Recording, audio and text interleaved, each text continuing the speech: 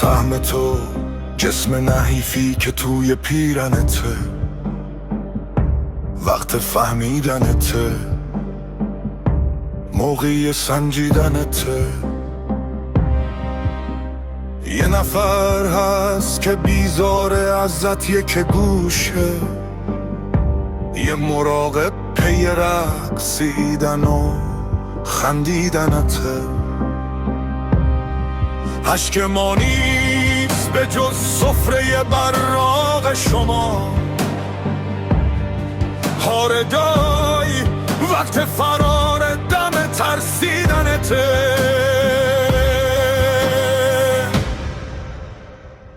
لختم از غارت و تاراج تو بر تن کفنه،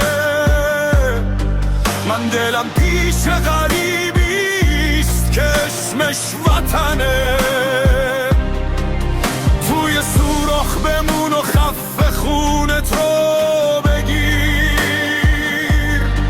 سهمت از مردن فرزند جوونت رو بگیر.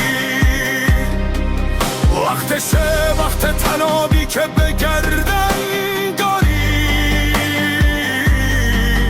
حکم صادر شده یه وقت عزولت رو ببین. لختم از غارت و تاراج تو بر تن کفنه، من دلم پیش غریبیست که اسمش وطنه. زنتو فاحشه برزن و بازار ببین، خودتو سخت گرفتار و بده کار ببین.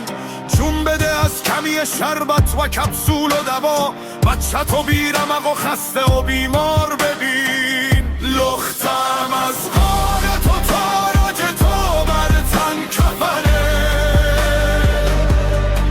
من دلم پیش غریبیست که اسمش وطنه. یه قصه به سر میرسه با سر بی سر، میپریم از قفس سینه چه با پر بی پر. پس چه بهتر که بدونیم که ماییم، همه ماییم که ماییم، همه یک باور. لختم از